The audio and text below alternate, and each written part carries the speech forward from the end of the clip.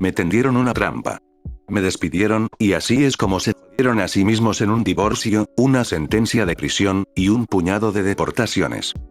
Esto es muy largo, pero si te quedas hasta el final, aprenderás cómo me tendieron una trampa, y me despidieron de mi trabajo, y accidentalmente desencadenaron una reacción en cadena, que llevó a una revisión del personal con varios gerentes despedidos o trasladados a otros restaurantes, el gerente general despedido y divorciado, y uno de los gerentes investigado por el FBI y finalmente arrestado, así como varios de los trabajadores deportados. Aquí vamos. Solía trabajar en un restaurante de lujo propiedad de una gran entidad corporativa que posee varias marcas de restaurantes diferentes. Trabajé allí durante unos 3 años y medio antes de que me despidieran, pero más sobre eso después. Primero, quiero dar una idea de mi papel allí. Mi papel en ese trabajo era un poco de todo. Desde el día en que empecé a trabajar allí, me encargué de aprender todo lo posible. Fui muy persistente con la administración cuando quise aprender un nuevo departamento.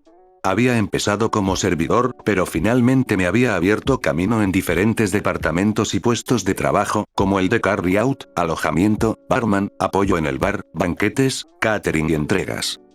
Mi único objetivo mientras trabajaba allí era estar disponible durante el mayor número de horas posible. Me pagaban unos $12 por hora, aunque eso fluctuaba si trabajaba como barman o camarero y si daban propinas. Eventualmente, la gerencia se dio cuenta de cómo encajaba mejor en una de las posiciones sin propinas. Era tan bueno que decidieron probarme como supervisor no oficial del equipo que trabajaba en el área de comida para llevar, catering y entregas, ya que todos eran un departamento. Sabía que esto iba a significar, en última instancia, unas pocas horas menos, ya que solo trabajaría en un departamento, por lo que negocié con la dirección para aumentar mi salario en unos $1.50. Como yo estaba asumiendo responsabilidades adicionales, ellos estaban satisfechos con el aumento de sueldo.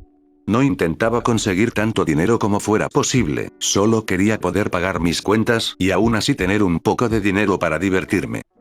Vivía en la ciudad de Chicago, que se encuentra en el ya de por sí gravado estado de Illinois, por lo que era bastante difícil llegar a fin de mes y aún así tener dinero para disfrutar de mi vida.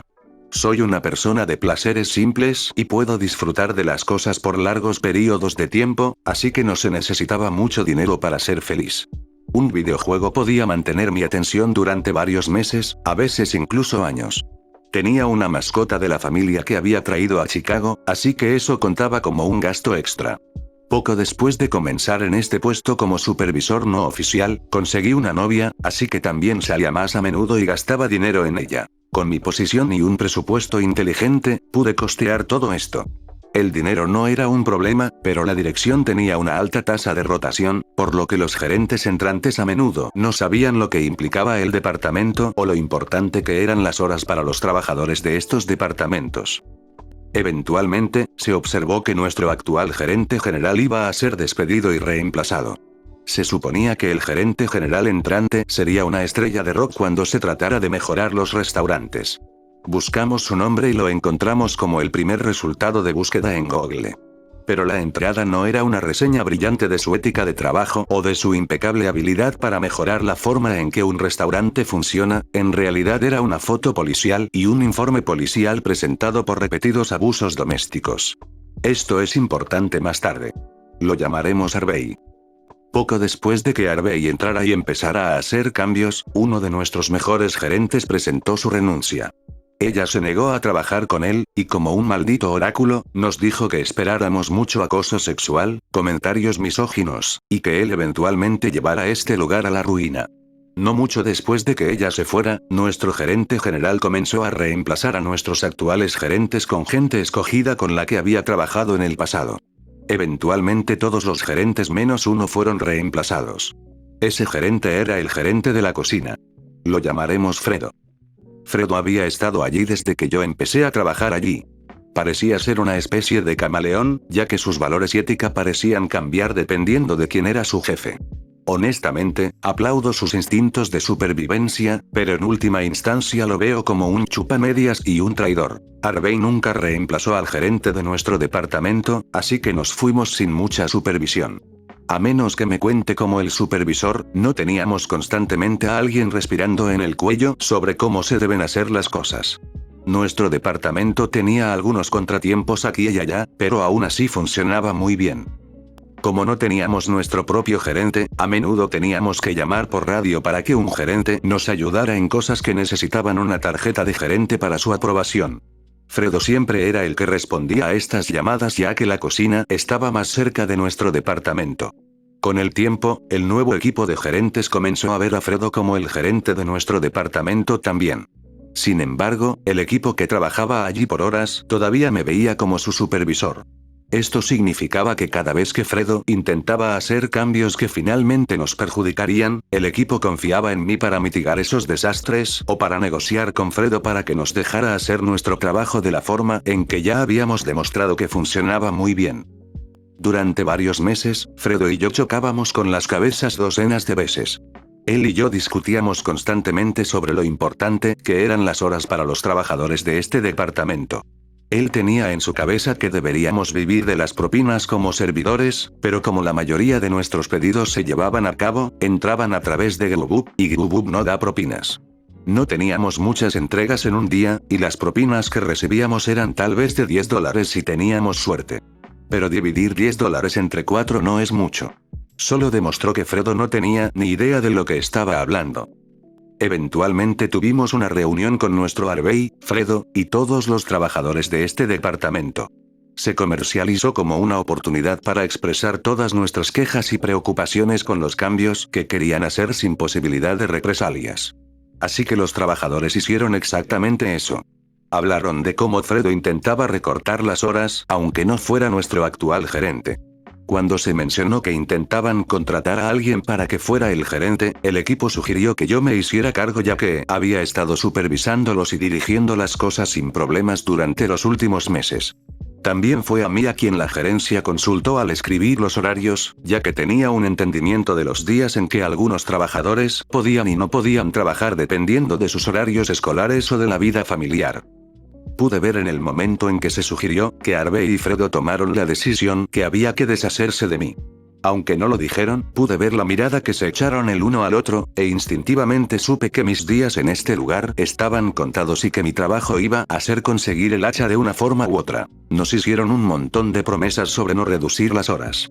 Nos dijeron que dejarían de enviar a casa temprano a todas las personas menos a una y que solo dejarían a una persona para que limpiara todo y cerrara por sí misma, ya que este no era un departamento pequeño y era simplemente demasiado para que una persona lo hiciera sola y al mismo tiempo cumpliera con las normas de salud y seguridad. Prometieron que a cualquier hora que estuviéramos programados, trabajaríamos. No intentábamos ser irrazonables, así que les dijimos que normalmente tenemos 3 o 4 personas programadas para trabajar en nuestro departamento. Podían cortar a 2 de ellos antes de tiempo, pero siempre necesitábamos al menos 2 personas aquí para ayudar a cerrar correctamente. Se prometió que siempre tendrían al menos 2 cerradores. Sin embargo, solo una semana después, empezaron a enviar a todas las personas menos una a casa temprano de nuevo cada noche. Una noche trataron de hacerlo mientras yo estaba programado como el cerrador, y acabábamos de regresar de un evento de catering masivo y había una increíble cantidad de limpieza que quedaba por hacer para una persona. Cuando Fredo llegó e intentó enviar a todos a casa, excepto a mí, le dije que estaba rompiendo constantemente la promesa que nos había hecho durante la reunión. Me miró a la cara y me dijo que dejara de quejarme de ello, y que si iba a seguir intentando hablar con él sobre el incumplimiento de sus promesas, podría encontrar fácilmente a alguien que pudiera trabajar en mis turnos. Rápidamente me di cuenta de que era un intento de asesinato en mi trabajo. Quería que lo presionara más. Así que me eché atrás y empecé a limpiar. Terminé teniendo que quedarme hasta muy tarde, y eso significaba un pago de horas extras de todos modos. Recibí un escrito por eso, ya que no se nos permite trabajar horas extras sin la aprobación del gerente. Cuando me negué a firmar el informe, señalando que había tratado de explicarle a Fredo que no podría limpiar todo eso solo antes de que terminara mi turno, me permitieron irme sin firmar el informe, pero solo porque el representante de recursos humanos que estaba presente en ese momento no era uno de los compinches de Harvey. Salta adelante, al día en que me despidieron. Es importante señalar en este punto que siempre llegué al trabajo una hora antes. Como vivíamos en Chicago, la comida era cara. Sin embargo, en nuestro trabajo se nos permitía tomar toda la sopa y el pan que quisiéramos. Así que llegaba al trabajo 1 hora antes cada día para poder comer sopa y pan antes de mi turno. Pero ese día, cuando entré en la cocina para tomar un poco de sopa, uno de los cocineros de línea me dijo que tenía un plato que había sido cancelado después de cocinarlo, y Fredo le había dicho que se lo diera a alguien. Me aseguró que Fredo ya lo había comprado y que era libre de tomarlo para quien lo quisiera. Sucedió que era mi aperitivo favorito, así que felizmente tomé la comida gratis. Poco después de llegar a mi puesto, tanto Harvey como Fredo se acercaron a mí y me preguntaron si había puesto un ticket para esa comida. Les dije que el cocinero de línea me lo había dado y que era el pedido cancelado que Fredo ya había hecho. Fredo se quedó atónito y dijo que no tenía ni idea de lo que yo estaba hablando. Así que Harvey me dijo: creo que sabes que eso es un robo. Adelante, termina la comida y luego toma tus cosas y vete. Es la última comida que tendrás aquí. Traté de explicarles que el cocinero de línea me había dado esta comida, pero se negaron a escuchar, así que me ofrecí a llevarlos a la cocina para aclararlo con el cocinero. Pero cuando volví a la cocina con ellos para hablar con el cocinero de línea, ya se había ido a casa por el día. No tuve más remedio que recoger mis cosas, despedirme y volver a casa. Cuando salí, le dije a la gente que trabajaba en mi departamento esa tarde lo que había pasado, exactamente como pasó. Estaban sorprendidos y enojados, pero sobre todo tristes de verme partir. Decidí que al salir, pasaría por la oficina de contabilidad y recogería las propinas que me hubieran dado esa semana, solo para asegurarme de que no me fastidiaran con ese dinero. Antes de bajar, tuve la corazonada de configurar mi teléfono para grabar, y lo metí en mi bolsillo con la cámara rodando.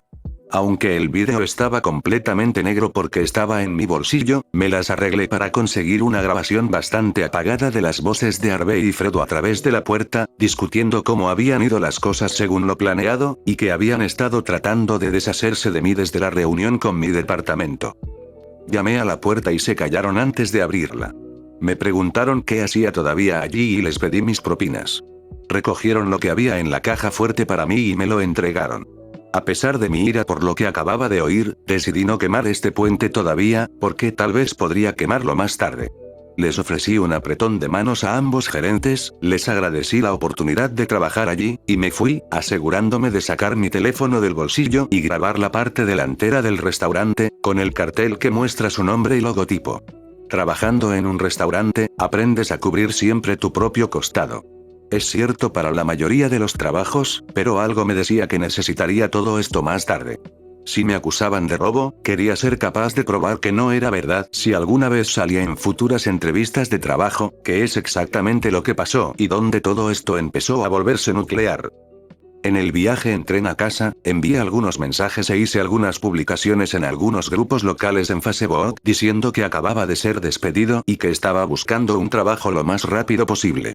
Para cuando me bajé en mi parada, ya había preparado una entrevista para más tarde ese día. Me ofrecieron el trabajo a los 5 minutos de la entrevista, pero después de repasar los detalles, no sonaba como si fuera para mí, así que lo rechacé. Entrevisté otros lugares y encontré uno que encajaba perfectamente, con un gran aumento de sueldo en comparación con mi trabajo anterior, y no tendría que tratar con clientes.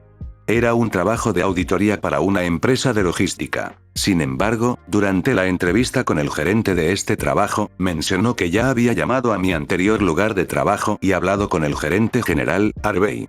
Harvey le había dicho que incluso me había despedido por robo. Por suerte para mí, el gerente con el que me estaba entrevistando me pidió que le dijera más sobre eso, y estaba dispuesto a dejarme sacar mi teléfono y encontrar la grabación. Le pregunté que la voz del video era la misma que la del teléfono. Lo era.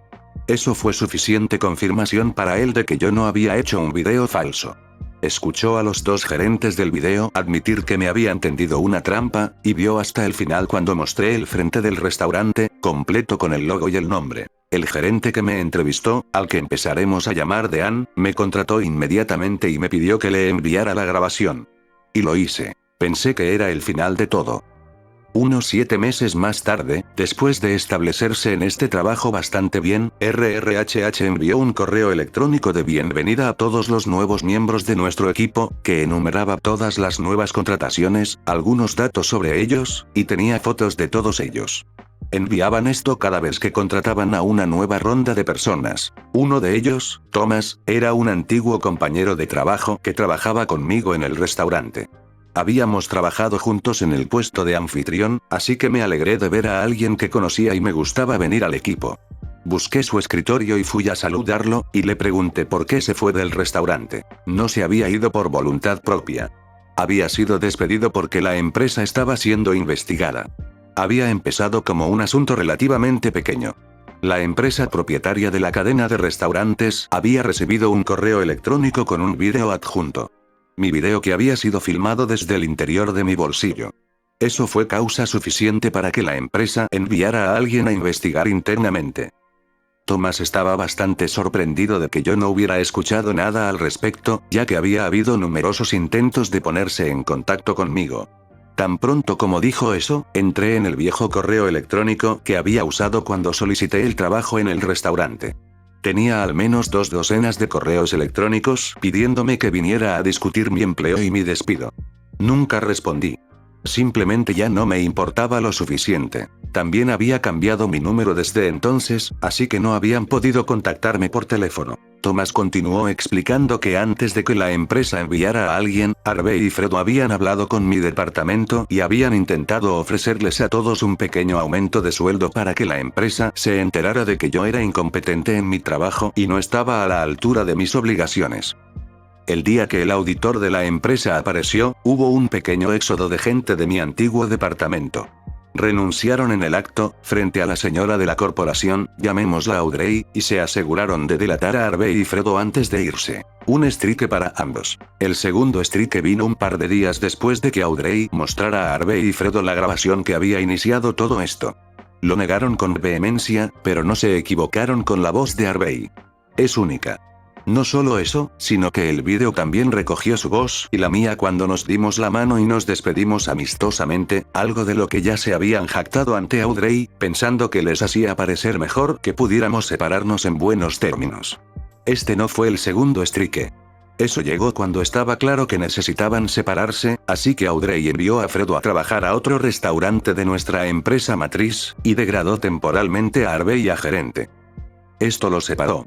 Una vez fueron un equipo malvado inseparable, pero la presión de la investigación debe haberlos llevado al límite.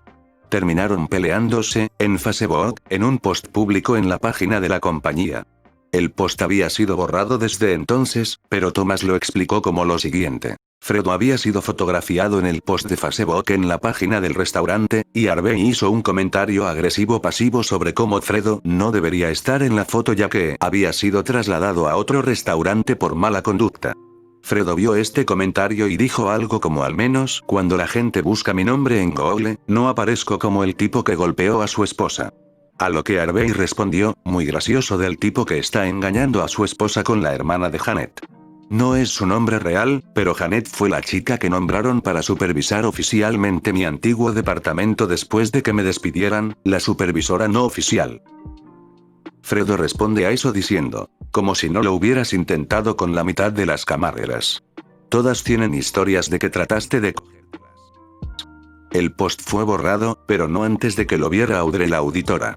Eso fue oficialmente el segundo strike. El tercer strike llegó al día siguiente, cuando Audrey comenzó a entrevistar a las camareras y camareros, para ver si alguna de ellas podía confirmar que Harvey había intentado hacer algo con ellas. Todos fueron entrevistados por separado, varios de ellos tenían historias similares.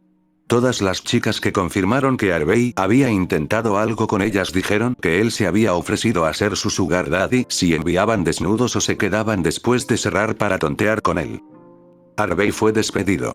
Pero eso no es lo peor de todo. Audrey la auditora no era una mujer cualquiera de la empresa. Era la antigua gerente regional de esta área, y había contratado personalmente a la esposa de Harvey como gerente general de otro restaurante de la ciudad. Así que llamó al restaurante en el que trabajaba la mujer de Harvey y le contó todo lo que había aprendido de las camareras. Nos enteramos más tarde que se habían divorciado por él tratando de engañarla después de que ella ya le había dado una segunda oportunidad de cambiar después de que él la había golpeado. No sé qué la obligó a darle una segunda oportunidad después de algo así, pero seguro que no le dio una tercera. Después de despedir a Harvey, la cocinera que me había dado la comida fue entrevistada por Audrey. No sé cómo surgió, pero en algún momento, se le escapó que era un inmigrante ilegal. Ella tenía su expediente en la mano, con una identificación de Illinois y un número de seguro social en el archivo, así que esto la confundió y lo presionó para obtener más información. Resulta que Fredo tenía algunas conexiones y tenía su propio mercado negro en miniatura en el que tenía tarjetas de seguridad social falsas e identificaciones hechas para los inmigrantes ilegales que contrataba con salarios reducidos. Había estado sucediendo por lo menos durante 4 años. No hace falta decir que esto es un delito grave. Con la potencial pesadilla de relaciones públicas con la que probablemente estaba lidiando, sintió que no tenía otra opción que alertar a las autoridades. La policía local consiguió la ayuda del FBI ya que algunas de las pruebas les llevaron más allá de la jurisdicción de la policía local. Fredo fue arrestado, y rápidamente dio los nombres de los trabajadores a los que les había vendido tarjetas de seguro social e identificaciones. No estoy seguro de si los entregó todos, pero sí entregó los nombres de unas 14 personas, y de esas 14, al menos la mitad fueron deportadas cuando Thomas fue liberado. Uno de ellos era el cocinero de línea que me había dado la comida el día que me despidieron. Thomas continuó explicando que todo había empezado con mi despido, pero nunca envié esa grabación a la empresa. Solo se la envié a Dean cuando me contrató. Le pregunté sobre ello, y me dijo que se la había enviado a su esposa, ya que ella era abogada. Quería ver si tenía un caso para demandar a mi antiguo trabajo, ya que lo que habían hecho estaba mal. Pero también recordó que cuando hablamos por primera vez sobre ello, yo había dicho que no soy el tipo de persona que intentaría ganar millones de una empresa entera por los errores de 2 gilipollas. Pero también dije que sería muy dulce verlos perder sus trabajos también. Así que su esposa fue la que lo envió al equipo legal de la sede corporativa de mi antiguo trabajo en el restaurante. Mi jefe se lo mostró a su esposa, quien lo envió a los verdaderos jefes de mi antiguo trabajo. Ambos estaban tratando de hacer que despidieran a 2 cabrones por lo que me hicieron, pero terminaron tirando de un hilo tan largo que no terminó hasta que hubo acusaciones de acoso sexual, revelaciones sobre gerentes que engañaban a sus esposas con chicas relacionadas con personas que habían colocado en posiciones de autoridad, un divorcio, despidos masivos pendientes de investigación, una revisión de personal, una investigación del FBI sobre lo que podría considerarse tratos en el mercado negro de documentos falsificados emitidos por el gobierno, y por lo menos media docena de deportaciones y probablemente hasta 14. No sé si esto cuenta como una venganza nuclear, ya que no la perseguí activamente. Pero Thomas terminó mostrándome que aunque no fuera una venganza, era definitivamente nuclear, y el cráter que había dejado era enorme.